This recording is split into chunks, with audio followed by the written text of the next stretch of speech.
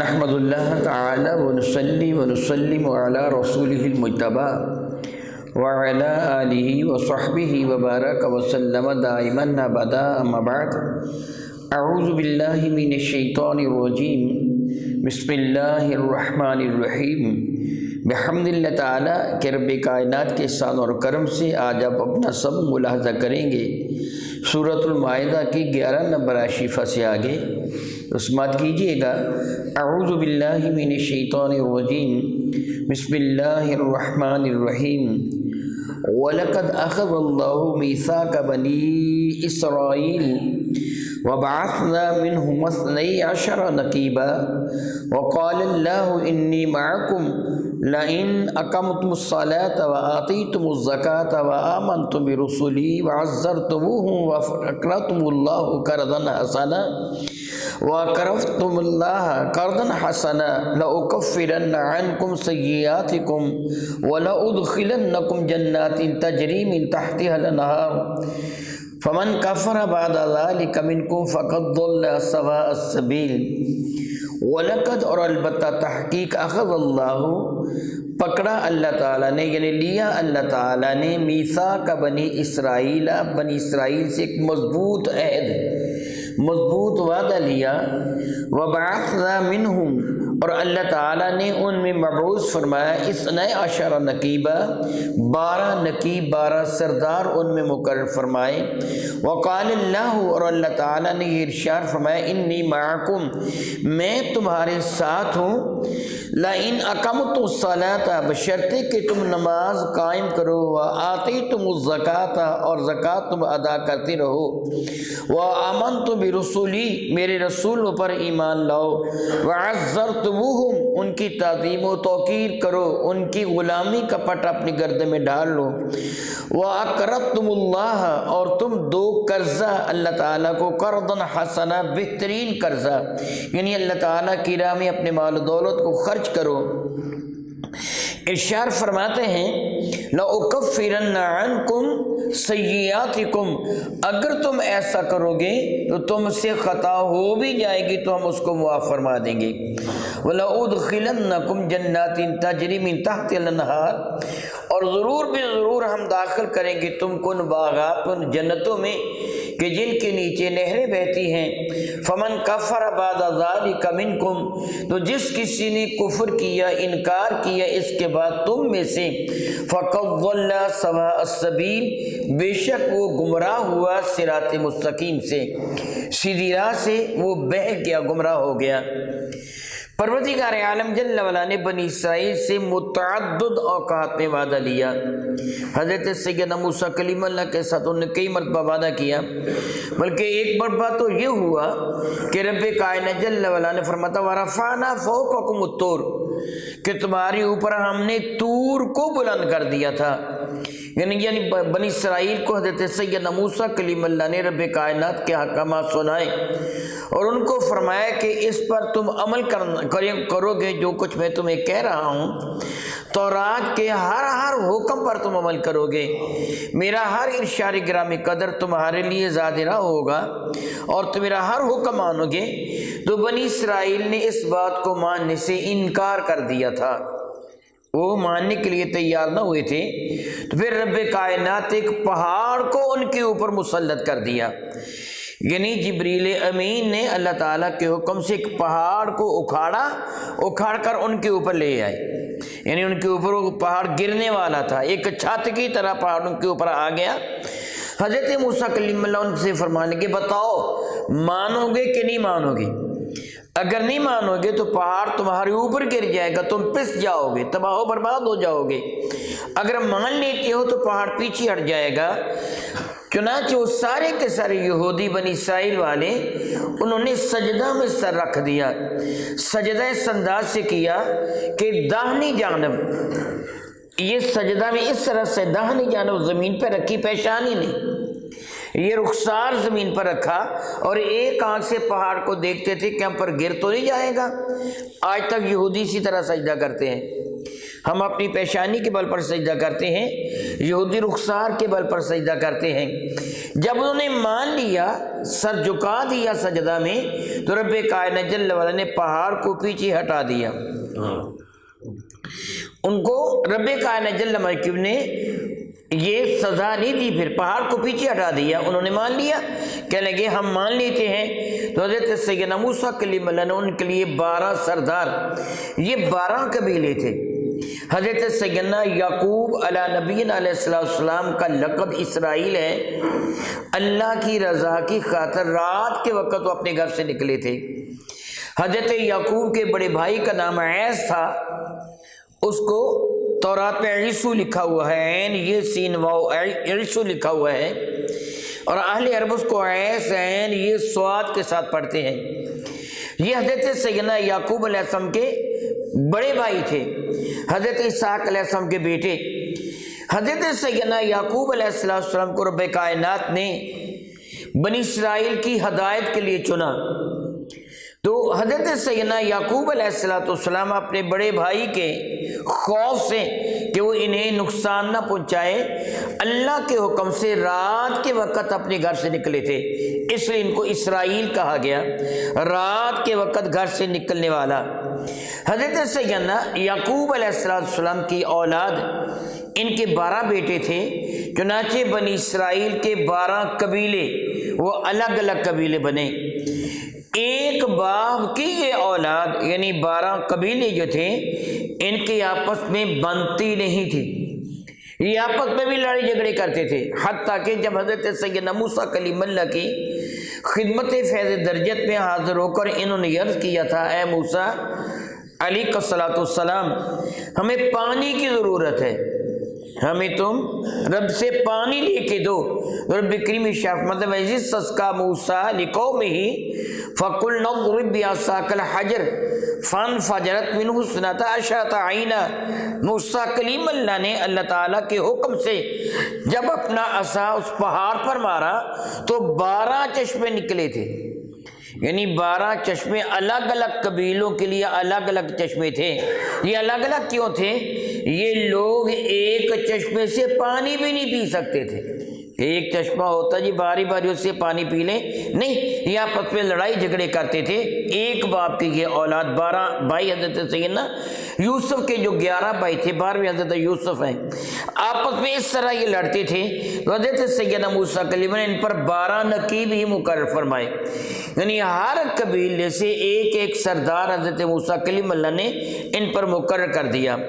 اور جب انہوں نے یہ اعتراض کیا تھا، لن نؤمن لک حتی نری اللہ جہرۃ، ہم تجھ پر ایمان نہ لائیں گے جب تک اللہ تعالیٰ کو کھلم کھلا دیکھ نہیں لیتے، تو حضرت سیدنا موسیٰ کلیم اللہ نے ان کو فرمایا تھا کہ اپنے میں سے کچھ لوگوں کو چن کر میرے حوالے کرو، میں ان کو لے کے طور پہ جاؤں گا، وہاں یہ رب کائنات جل وعلا کی حضور حاضری دیں گے۔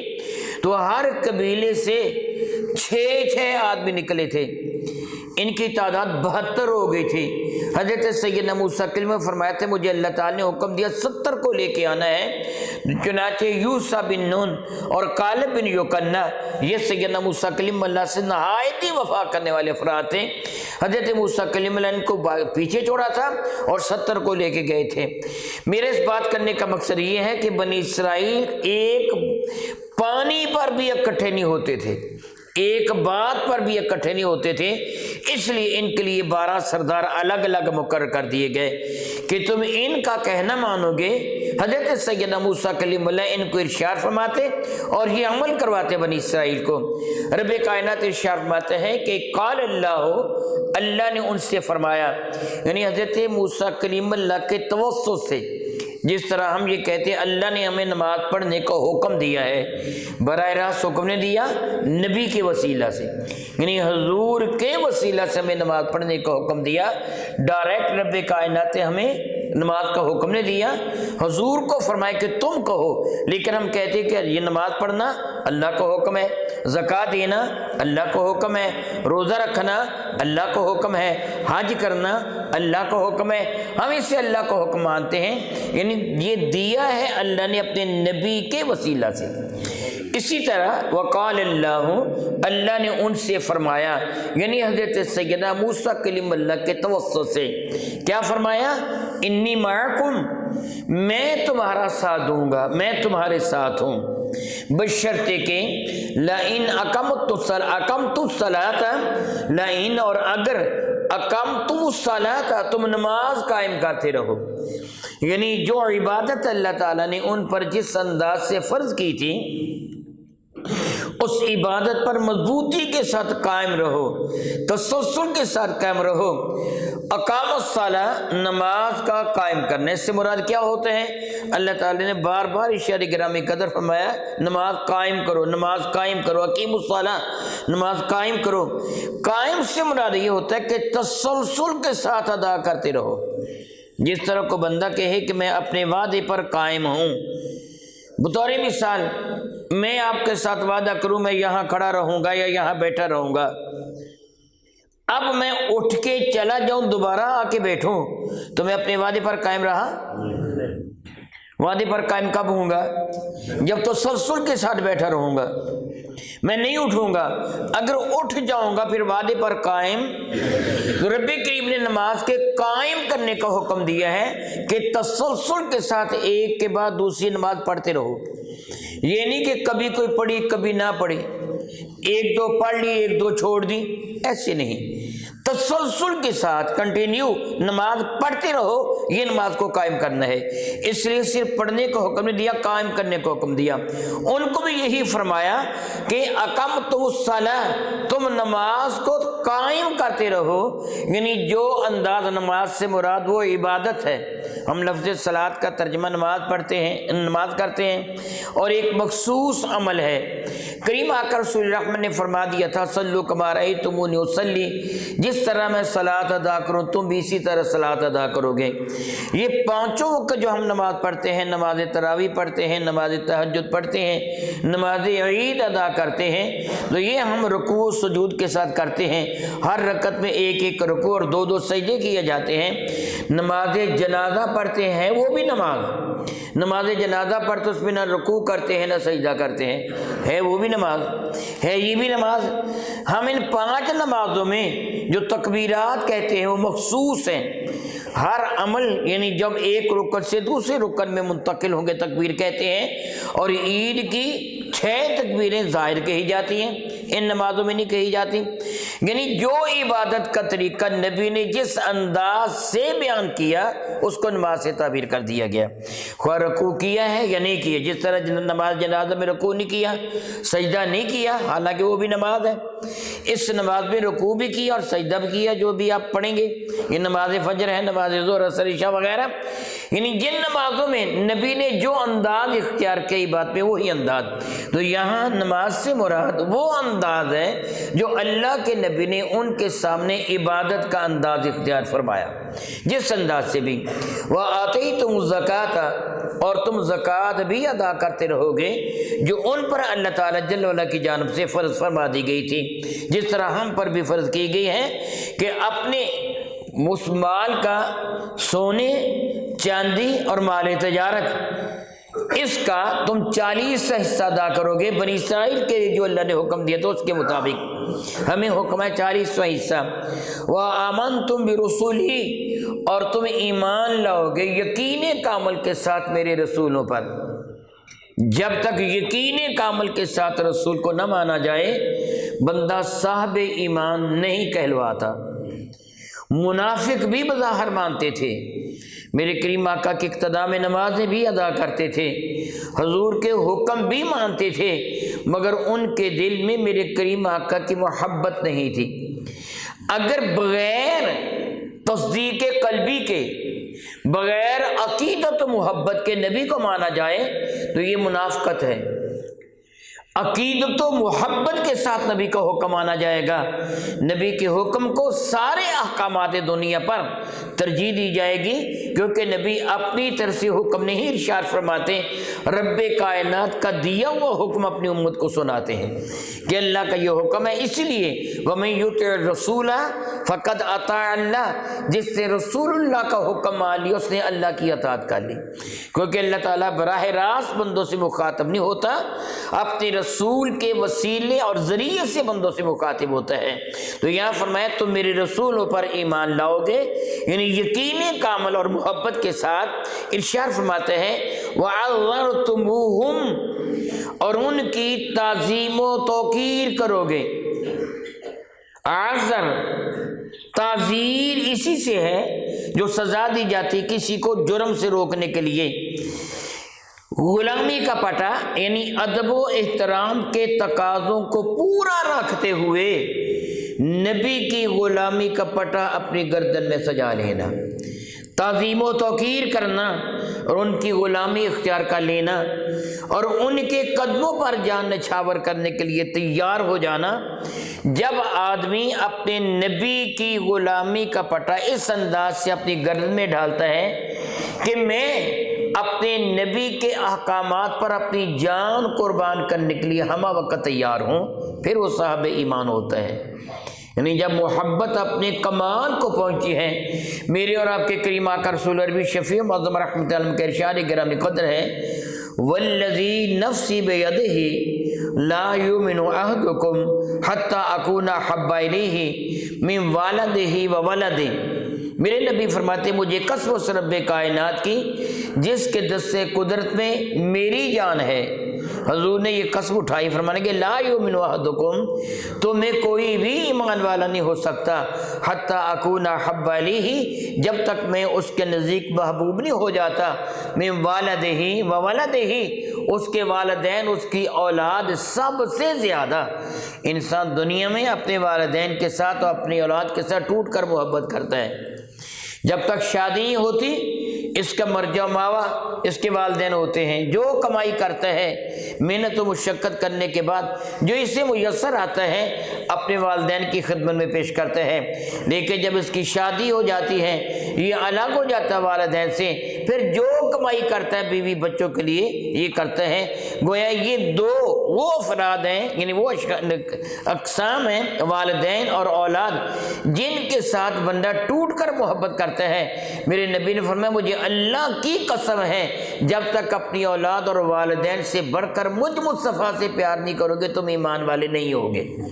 تو میرے ایمان کس چیز کا نام ہوا؟ اللہ اور اس کے رسول کی محبت کی معراج کا نام ایمان ہے۔ اس لیے فرمایا وَعَذَّرْتُمُوهُمْ، تم اس نبی کی تعظیم و توقیر بھی کرو گے، اس کا حکم دل و جان سے مانو گے، اس کے ساتھ محبت بھی کرو گے، اس کے قدموں پہ قربان ہو جانے کا جذبہ بھی رکھو گے، تو پھر کیا ہوگا؟ میں رب تمہارے ساتھ ہوں گا، میں اللہ تمہارے ساتھ دوں گا، تم نماز بھی پڑھتے رہو، زکوٰۃ بھی ادا کرتے رہو، میرے رسولوں پر یقین کامل کے ساتھ ایمان بھی لانا اور ان کے قدموں پر قربان ہونے کا جذبہ بھی اپنے دل میں رکھنا۔ وَأَقْرَضْتُمُ اللَّهَ، وَأَقْرَضَ دو تم اللہ تعالیٰ کو قرضاً حسنا، بہترین قرضہ۔ سبحان اللہ تعالیٰ و بحمدہ، سبحان اللہ تعالیٰ و بحمدہ، اللہ تعالیٰ کتنا کریم ہے، کتنا کریم ہے۔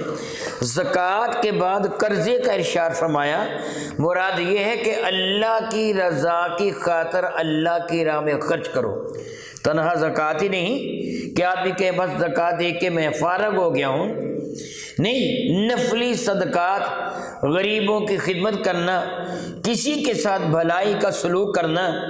رب کائنات جل وعلا کے محبوب مکرم نے حدیث قدسی سنائی۔ حدیث قدسی سے مراد یہ ہوتا ہے کہ ارشاد اللہ تعالیٰ کا ہے مگر وہ قرآن پاک کا حصہ نہیں ہے۔ وما یزال عبدی یتقرب الی بالنوافل حتی احببتہ، جب بندہ فرائض ادا کرنے کے علاوہ کثرت سے نوافل ادا کرتا ہے تو میرا اللہ فرماتا ہے میں اس سے پیار کرتا ہوں، اس کو اپنا محبوب بنا لیتا ہوں۔ زکوٰۃ فرض ہے اللہ کی راہ میں، اس کے علاوہ خرچ کرنا اللہ نے اس کو یوں قرار دیا، یوں سمجھو جس طرح میرے ذمہ کرم وہ قرض ہوگا کہ جس کا بدلہ میں تم کو عطا فرماؤں گا۔ فرماتا ہے پھر کیا ہوگا؟ لَأُكَفِّرَنَّ عَنْكُمْ سَيِّئَاتِكُمْ، پھر تم سے کوئی گناہ ہو بھی جائے گا نا تو میں اللہ اس گناہ کو معاف فرما دوں گا۔ تم ایسے کرتے رہنا، یعنی فرائض کے علاوہ نوافل بھی ادا کرتے رہنا۔ وہ ساری ترتیب ذہن میں رکھیے۔ اللہ تعالیٰ کا جو ارشاد گرامی قدر ہے کہ میں تمہارے ساتھ ہوں بشرطے کہ تم نماز ادا کرو، زکوٰۃ ادا کرتے رہو، رسول اپنے نبی پر، اپنے رسول پر دل کی گہرائی سے یوں ایمان لاؤ کہ ان کے قدموں پر قربان ہونے کے لیے ہمہ وقت تیار رہو، اور ان فرائض کے علاوہ یعنی کہ زکوٰۃ کے علاوہ اور نماز کے فرضوں کے علاوہ نوافل بھی کثرت کے ساتھ ادا کرو، گویا رب کو قرض حسنہ دو۔ پھر ایسی صورت پہ کیا ہوگا، تم سے کوتاہی ہو بھی جائے گی تو اللہ تعالیٰ معاف فرما دے گا۔ وَلَأُدْخِلَنَّكُمْ جَنَّاتٍ تَجْرِي، اور ضرور میں ضرور اللہ تعالیٰ فرماتا ہے میں تم کو داخل فرماؤں گا ان جنتوں میں، ان باغات میں، من تحتها الانہار، جس کے نیچے نہریں بہتی ہیں۔ یعنی وہ باغات جس طرح آپ بہت اچھی طرح جانتے ہیں، نہر کے کنارے کتنے لوگ سیر و تفریح کے لیے جاتے ہیں، ایک خوبصورت منظر ہوتا ہے، اگر باغ ہوتا تو کتنا خوبصورت منظر ہے، یعنی جنت میں وہ باغ بھی ہے اور ان کے نیچے بہتی ہوئی نہریں بھی ہیں جو اپنے حسن و رعنائی کے اعتبار سے بے مثال ہیں۔ فرماتے ہیں فمن کفر بعد ذالک، جس سے انکار کیا ان احکامات کے بعد، جن چیزوں کا بھی اب تذکرہ سن چکے ہیں، ان کا انکار کیا، ان پر عمل نہ کیا، فقد ضل، فمن کفر بعد ذالک منکم، تم میں سے جس کسی نے ان کا انکار کیا اس کے بعد، فقد ضل سواء السبیل، بے شک وہ صراط مستقیم سے بہک گیا۔ صراط مستقیم کیا ہے؟ جنت کا راستہ، جو اللہ تعالیٰ جل وعلا کے انبیاء علیہ السلام نے بتا دیا یہ راستہ جنت کا ہے۔ میرے اور آپ کے کریم آقا رب ذوالجلال کے محبوب حضور سید عالم صلی اللہ علیہ وسلم نے بڑے پیارے انداز میں مثال دے کے سمجھایا۔ زمین پر ایک خط کھینچا، یعنی ایک لکیر کھینچی اور اس کے گرد گرد چھوٹی چھوٹی کئی لکیریں کھینچ دیں، جس طرح کنگھی کے دندنانے ہوتے ہیں یا مچھلی کا کانٹا، دائیں بائیں بھی میرے کریم آقا نے لکیریں کھینچ دیں اور فرمانے کے یاد رکھو یہ درمیان والا راستہ سیدھا اللہ کا راستہ ہے اور دائیں بائیں جتنے راستے یہ شیطان کے راستے ہیں۔ اب صراط مستقیم سے بہک کر جو دائیں اور بائیں جائے گا وہ شیطان کی راہ پر چلا، وہ جہنم میں چلا گیا، جو صراط مستقیم پہ چلتا رہا وہ جنت میں چلا گیا۔ میرا اللہ فرماتا ہے کہ جس نے ان چیزوں کا انکار کیا جس کا پہلے تذکرہ ہو چکا ہے، اللہ تعالیٰ نے فرمایا جس بنا پر میری معیت تمہیں میسر آئے گی اس کا انکار کیا تو وہ گمراہ ہوا، صراط مستقیم سے سیدھی راہ سے وہ بہک گیا۔ پتہ یہ چلا کہ نبی کے احکامات کو سر تسلیم خم کر کے دل کی گہرائیوں سے ماننا رب کائنات جل وعلا کی رحمت کی دلیل ہے، اور اس کا انکار کرنا ابلیس لعین کا شر ہے، اس کی شرارت ہے۔ دعا ہے کہ رب کائنات میرے نبی کے صدقہ سے ہمیں ہمیشہ صراط مستقیم پہ چلنے کی توفیق و ہمت عطا فرمائے، شر شیطان سے، شر انسان سے، شر نفس سے محفوظ و مامون فرمائے، آمین ثم آمین، وآخر دعوانا ان الحمد للہ رب العالمین۔